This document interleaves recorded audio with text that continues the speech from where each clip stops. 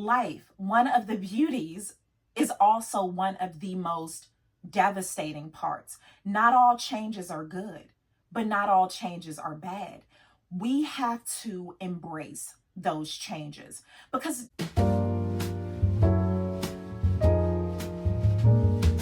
Bonjour, mes amis, and bienvenue to the second day of Vlogmas. C'est moi, Jessie, your resident Francophile, and here on Cappuccinos and Consignment, I focus on lifestyle, travel, and finance. S'il vous plaît, take a moment to like, subscribe, and follow. Follow me over on Insta. I have a blog, and on both Insta and TikTok, s'il vous plaît, search pour moi, because sometimes you just don't find me on your feed. Before we begin, let's get into a bit of housekeeping about Vlogmas. So yesterday I posted my first installation for Vlogmas, which I created Vlogmas, because my initial plan was to go live for 25 days. My intentions on doing that is because Vlogmas is very, very time consuming, especially if you are really recording, editing, and posting on the same day versus batching to get it all together. But I found a few hiccups with that. Yesterday, the live that I did, it does not appear to have been monetized. That is one of the purposes of Vlogmas, truly, is to get all of the additional coinage. If you are new here, I have shared that I do not do a lot of brand deals. I do not do hauls. I do not do affiliate links, things of that nature. So the bulk of how most content creators make money, I don't do that. So this means so much when you all send me cappuccinos, when you all participate in programs and projects and raffles and things that I have. It means so much to me because I have just decided not to do a lot of what is traditional ways of earning money as a content creator because it goes against my morals. So this is how we are going to do it.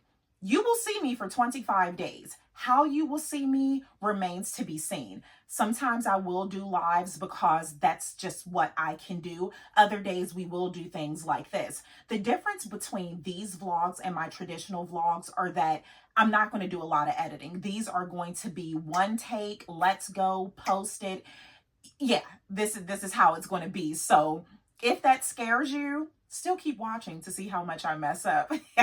Either way, it is going to be a vibe. So on the vlog yesterday, how I wanted to do things was that each vlog or each live, because that's how we were going to do things initially, was going to be based off of a comment that a mes amis left, whether that's a topic, comment, whatever. I wanted this to be time for us to truly engage with one another. That still stands true. So whether I'm doing a vlog like this where my maximum editing, two edits, that's all I can do. We are still going to get into these comments. So today I chose a comment from Layla because I really, really love this. Sorry, Jessie, I missed you live, but I will be here for you for your live miss. Potential topic: how to deal with major unexpected life changes. Take care. That's actually not what she said. I clearly have an issue reading, but you got the gist of it. So this is a very, very interesting topic because it's so much of what I have been doing as of late. I have totally took are we tired of saying pivot? I feel like we all had a pivot during the panorama. Everything was pivot, pivot, pivot. I had to do an about face with how I wanted things to be. When I started content creating, I thought I was going to be the traditional content creator doing all the things that I saw everyone else doing. But that did not rest well avec moi because nothing about my life has been traditional. Shameless plug, take a second and look at last year's 25 days of vlogging. Because we are not holiday people, my vlogs will never consist of decorating trees and gift wrapping and things of that nature. I'm not editing. So I spent 25 days just talking about different things. Where was this going? Typically I would edit this part out, but I have 2 edits and I need to use those wisely. Let's see. Oh, changes in life. I had to change. I had to change how I was going to show up online because initially I thought I was doing things the way I saw everyone else doing. This pivot, about face, roundabout, loop-de-loo that I have been doing is something I have done my entire life. One of my biggest, I'd say mottos, perhaps that's the word, is to bend so you do not break. Yeah. And think about it. Bend so you do not break. Random, I was an architecture major for a bit. I dibbled and dabbled with engineering. And if you look at buildings, if you look at bridges, if you look at any structure that is meant to last, that is meant to sustain the well-being of others, they all bend so they do not break. If you have ever been on a bridge, an overpass, any of those things, they are not these just fixed structures that do not move. If you take a second, sometimes turn off your radio or just be in the moment, you'll feel a bridge swaying. Even buildings have a bit of wiggle room so that they will not break. The wind has the ability to tear so much down. Engineers and architects, they allow the wiggle room, and that's not the correct terminology because I didn't finish that degree, but you get what I'm saying. I applied that in life. I have had to learn to bend so I did not break. There were so many times in my life where I just knew where my life was going. I created plans. I got the degrees, not architecture. I got the degrees. I did everything I was supposed to do to be where I wanted to be. Case in point, fashion design. I was a fashion designer. I was a textile designer. I was a showroom manager. I have been in every aspect of fashion that you could imagine. My last stint, I was a fashion designer, as I think I said. I'm not editing that.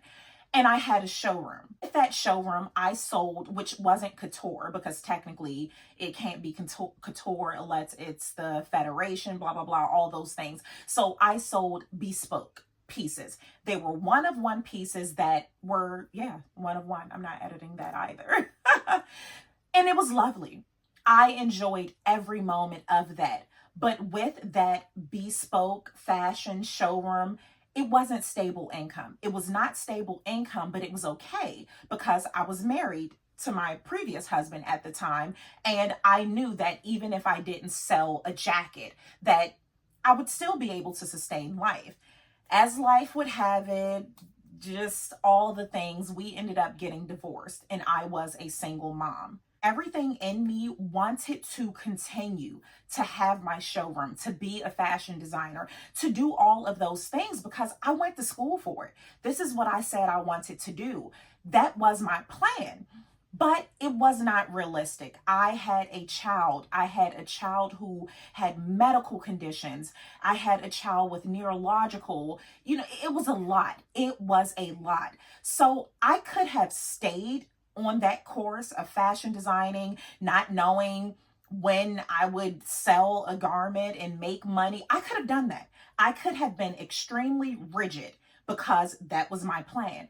I could have. But instead of doing that, I decided to bend. What I did by bending was I went back to school for another degree that I knew would be more sustainable and I knew would guarantee payment. Mortuary science. If you are new here, I am a licensed mortician. Although I'm not in the funeral homes anymore, I keep my license because that boards, the degree, everything, it was a lot of work. With that, I bent so I did not break. Was I disappointed? Absolutely. I was devastated. Absolutely devastated. I know I use that term loosely. I'm devastated. The barista uses cow milk instead of oat milk. But in that space, I was devastated because I had invested so much time and money into perfecting my craft, into studying fashion design. I studied in Milan, Italy. I studied in the States. I did very, very intense programs and internships and apprenticeships. And the thought of having to give that all away, it made me angry. And it also made me, devastated. I said that. I'm not editing that part out too. So I could have stayed. I could have stayed there. I could have stayed in my showroom trying to figure out not only how I was going to pay rent for my child and I, but how was I going to pay rent for this showroom? How was I going to pay for food, my son's medications? just life. How was I going to do that? I could have done that. But looking back, I would have broken. I would have broken. That is just a level of stress that, why? Why do that? Why add that level of stress to me when there were options for me to go just a different route? How do you say it? I'm not editing that either.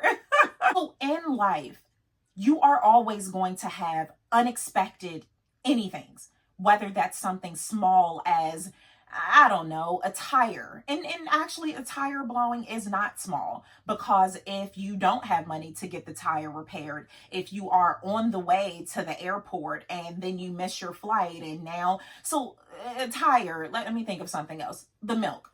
And actually, the milk, that's not even small, because what if I was actually allergic to cow milk? Okay, see, these are the things that I typically edit out, but you're going to see this process.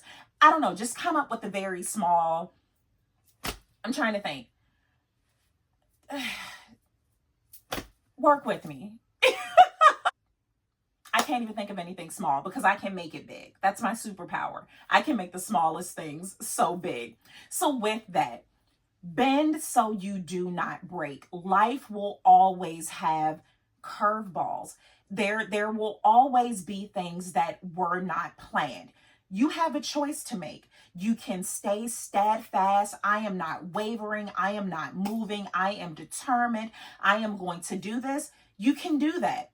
Or you can see this as, okay, I need to re-strategize some things. And this is what I have learned in life, because here I am back in the fashion industry my own way. And I look back at life and how much I experienced during that time when I was just a fashion designer, just a showroom manager. I look at how many life skills, how many careers, how many people, how many connections I made that put me in a space where right now I can just figure life out. I left a very, very stable career, like the epitome of, I mean, no career is guaranteed. Let's just say that. But I had the closest thing to it. Amazing money, amazing staff, amazing employees. I had all of those things. But everything that I had gone through in life since having to, or not having to, because I didn't have to leave the showroom and being a fashion designer, making that decision to bend to prevent me from breaking has put me in a space right now. I am back in the fashion industry on my own terms. And that is a beauty. That is a luxury. And that is something that I don't know, but I don't think I could have experienced if I had stayed where I was, because I did not want to deal with life changes. I just was, I don't even want to say defiant. I just did not bend. We'll just say that, to keep me from all these long, awkward pauses that I am not editing out, because I have a 2 edit maximum. So bend, bend, bend, bend. I am not saying to bend on your morals, your integrity, your values, because I refuse to do that. There are certain things and certain times in life where navigating changes are acceptable. Actually, let me look at the question. What did Layla say? My bad, boo. Major unexpected change. Okay, I'm still on the right path. I'm still there. I'm still with you, Layla. Just know that that is a beauty. That is the beauty of life, is that things change. Are those changes always good? Absolutely not. This year, I dealt with the biggest change, dealing with the biggest change in my life, losing my mare, losing the person that I have never lived without, losing a mother. And this is something else we can vlog about if you all are interested in. Losing a parent. I lost both of my parents. I don't have any parents. But losing my mother has been a totally different experience. And I do understand that some people, your relationships are different. Some people are closer with their fathers. Losing a parent, I'll just say that. But in my case, my mother. Losing my mare is something, a life change that I tried to plan for, but I could not. I've never lived my life without my mare. and I have had to figure out how to do it. So, life, one of the beauties, is also one of the most devastating parts. Not all changes are good, but not all changes are bad. We have to embrace those changes because just truly think about it. Would you, Layla, or any other Mezai watching this, would you want to live a life right now, the life that you're living? And perhaps you do. Maybe, I don't know, Layla, you could be a princess. You could be the queen of something and your life is spot on. Everything is perfect. So, but for the most of us who are not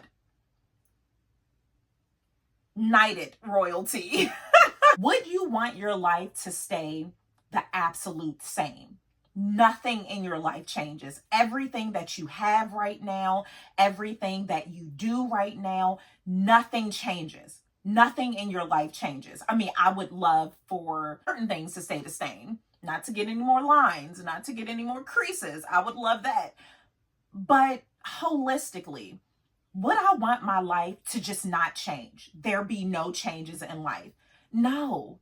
That is one of the beauties of life, is that every moment that we are blessed to be here, because it is a blessing, every moment that we are blessed to be here, be physically able to do whatever it is that we want to do, cognitively able to do, make changes, make decisions, whether they're good or bad, it's a blessing. So I go to great lengths to look at life's changes as an opportunity for me to make things better, do things better, just do my best. Life will always change, but my takeaway is to bend so you do not break.